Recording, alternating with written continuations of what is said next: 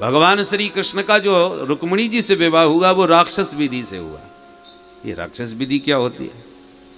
विवाह भी कई प्रकार के होते हैं। मुख्य रूप से महाभारत में तो 8 प्रकार के विवाहों का वर्णन है, और मुख्य रूप से 4 प्रकार के विवाह प्रसिद्ध हैं शास्त्रों में। सर्वोत्तम विवाह होता है ब्राह्म विवाह। ब्राह्म विवाह उसे कहते हैं जो ब्राह्मणों के द्वारा विधिवत शुभ घड़ी में अग्नि को साक्षी दे करके और अग्नि के साक्षी में फेरे दे करके जो मंत्रों से विवाह संपन्न होता है वो ब्राह्म विधि कहलाती है। दूसरे नंबर का विवाह होता है गांधर्व विधि। गंधर्वों की तरह वर कन्या ने एक दूसरे को पसंद किया, मैया बाप या समाज विरोध में गया तो जाके कोर्ट में मैरिज कर आए, मंदिर में जाकर के एक दूसरे मांग भर दी और हो गया।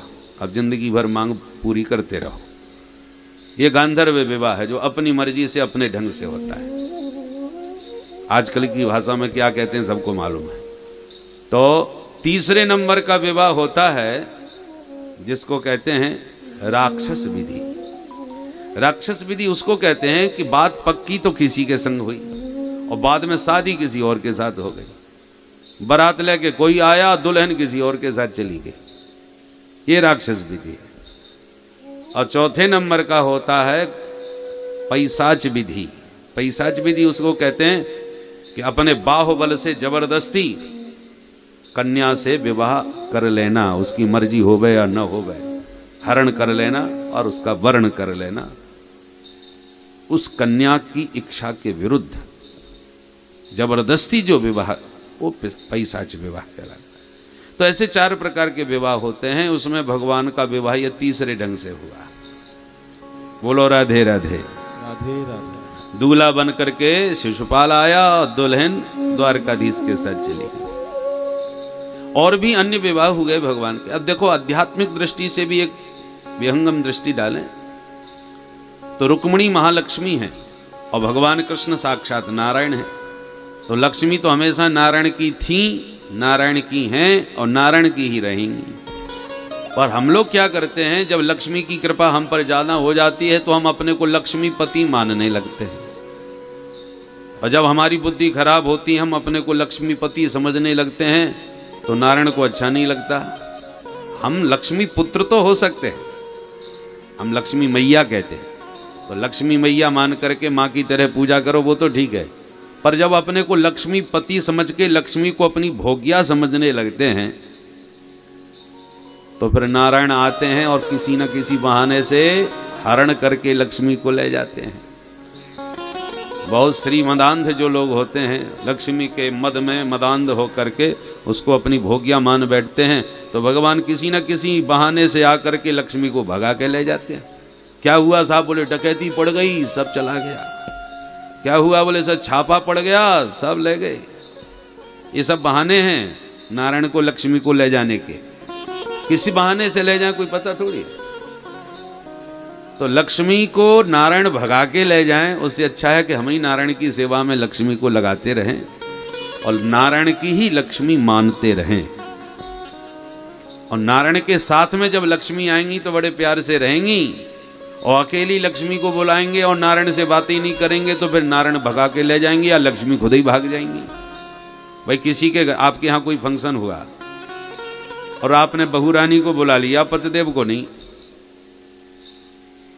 तो बहू आप तो जाएगी बिलुआ में, परंतु पग पग पर समय से घड़ी घड़ी देखेगी।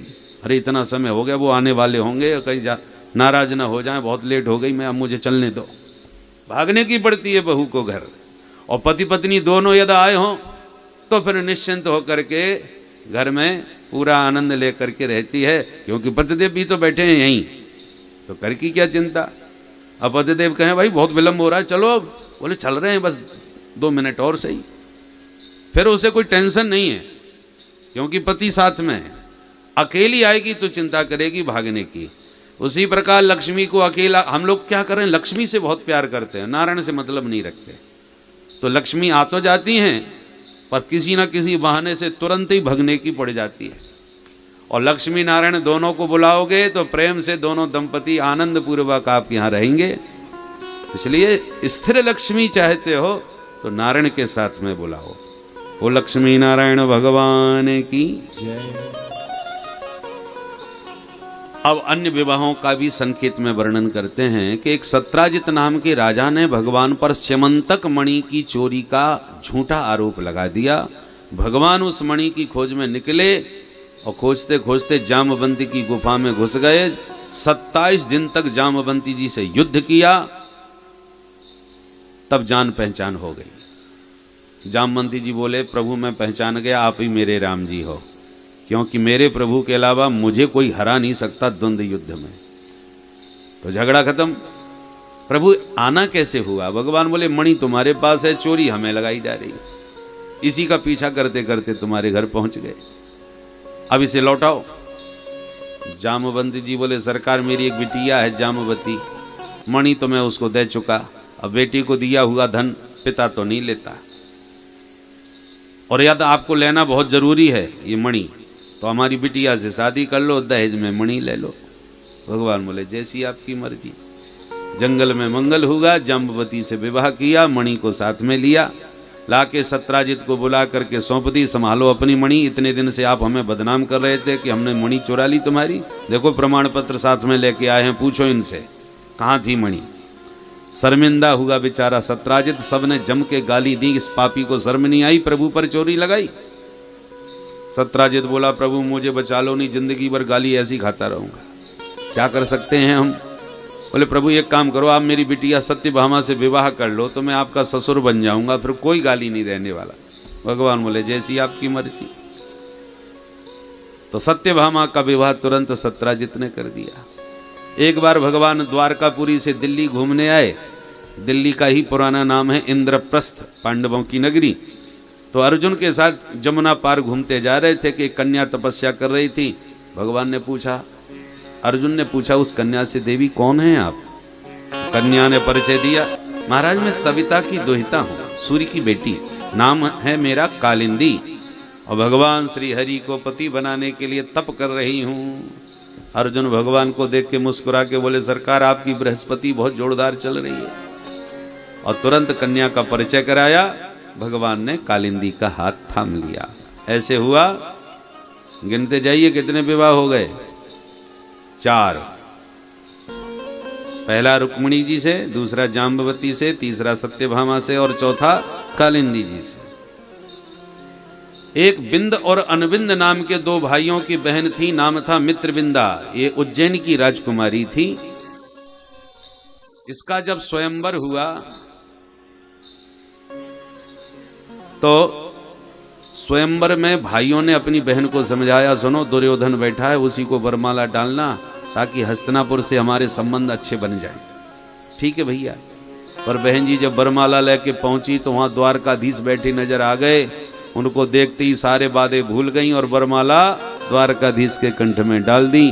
भाइयों की भ्रकुटी तन गई। भगवान ने देखा माहौल गर्म हो रहा है, सो हाथ पकड़ के 9-2-11 हो लिए। ऐसे हुआ ये 5वां विवाह। एक महाराज नग्नजित थे, कौशल नरेश, इन्होंने प्रतिज्ञा करी, मेरे 7 बैल हैं, जो एक रस्सी में 7 को नाथेगा उसी को बेटी ब्याहूंगा। बड़े बड़े वीर आए, पर बैलों ने सबके हाथ पैर तोड़ के मार के भगाए, बहुत खतरनाक थे। भगवान तो बचपन से ही गाय बैलों के साथ खेले खाए, 7 रूप बना के 7 बैलों को नाथ के राजा को दिखाए। राजा ने तुरंत अपनी बेटी सत्या नाम की राजकुमारी का प्रभु से विवाह संपन्न किया। ऐसे हुआ 6ठा विवाह। एक थी महारानी श्रुतकीर्ति, जो भगवान श्री कृष्ण को अपना बेटा मानती थी, पर बेटा तो वो देवकी के ही कहलाएंगे, तो अपना बेटा कैसे बना लूं? तो उन्होंने अपनी बिटिया भद्रा नाम की राजकुमारी का विवाह करके प्रभु को अपना दामाद बना लिया और मन संतुष्ट किया, दामाद बेटा ही तो होता है। और एक बार चक्र में घूमती हुई मछली का पानी में प्रतिबिंब देखकर भगवान ने बाण से लक्ष्य भेदन किया और उस लक्ष्य को भेद कर लक्ष्मणा नाम की राजकुमारी से 8वां विवाह संपन्न किया। ऐसे 8 विवाह अलग अलग किए, पर 16,100 विवाह एक ही मंडप में हो गए। इतनी कन्याएं कहां मिल गई महाराज? बोले एक भौमासुर नाम का दैत्य था, इसने सुना श्री कृष्ण ने रास रचाया तो बोला मैं भी रचाऊंगा, हम किसी से कम नहीं। तो इसने कन्याओं का हरण करते करते अपने जेल खाने में उन कन्याओं को डालना प्रारंभ किया और इसके जेल खाने में 16,100 कन्याएं कैद हो गईं। भगवान को पता चला तो सत्यभामा जी को संग में लेके उड़ के गए। इसके नगर में घुसे तो 5 मुख वाला दैत्य जिसका नाम था मुर भगवान पर टूट पड़ा, बड़ा शक्तिशाली था। भगवान ने सुदर्शन से 5 सिर काट दिए।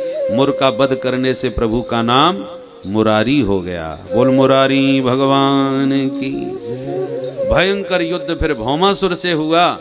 सारी सेना के साथ भौमासुर का भी संहार कर दिया और जेल में जाके सभी कन्याओं को मुक्त कर दिया।